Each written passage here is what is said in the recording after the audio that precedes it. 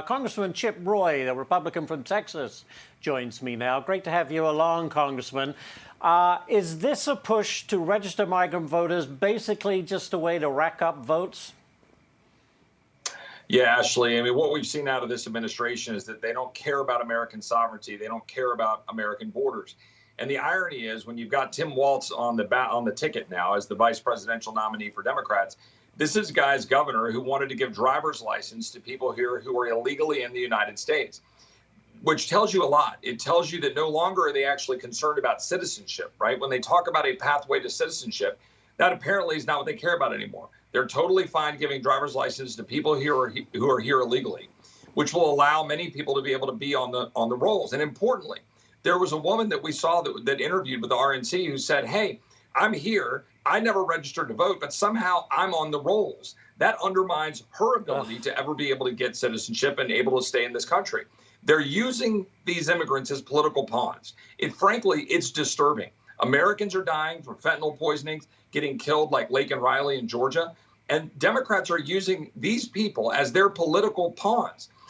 We should oppose that. We should stand up and we should secure the border. But importantly, we should ensure that we make sure that only American citizens vote in American elections. That's why we passed the SAVE Act, my piece of legislation. 5 Democrats joined with us to support an 87% issue. We sent it to the Senate, where Chuck Schumer and Democrats refused to move it. That's why we should pass it along with the continuing resolution that funds government in September. I want to get to this one too, Congressman. You say you want answers from the San Antonio Police Department about migrant crime in your district. How bad a problem is it?